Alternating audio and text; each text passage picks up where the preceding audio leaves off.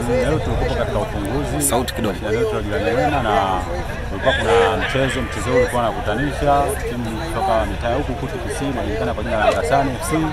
Hao walikuwa wageni wakikaribishwa na timu kutoka maeneo ya Shabab.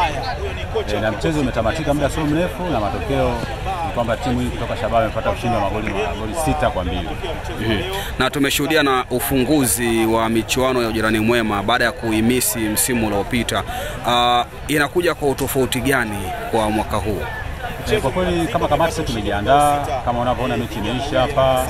Sasa hivi watu wamejaa tele kama ndio hivi na watu wanahamu sana mashindano yao kwa sababu msimu uliopita haukuwepo. Kwa hiyo kama kamati tumejiandaa vizuri sana, ni kuomba tu wapenzi wa soka mkoa wa Kilimanjaro wateremke katika viwanja vya Limpopo waje kushuhudia burudani, maana ndio mwanzo tunaanza leo. Msimu uliopita kuna namna fulani hivi ambapo mashindano yalikuwa yanaenda na kauli mbiu hasa zaidi ilikuwa ni kwa ajili ya kuweza kupinga ukatili.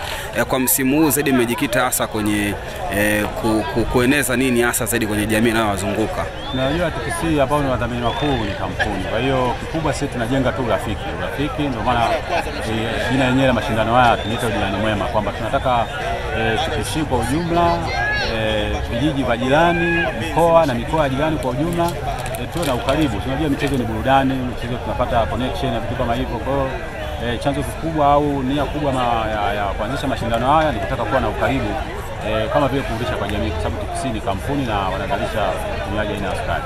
Kisha ambacho ongeza kuwaambia mashabiki baada ya kufunguliwa rasmi sasa kwa pazia la michuano ya Ujirani Mwema kwa siku ya leo hapa Limpopo?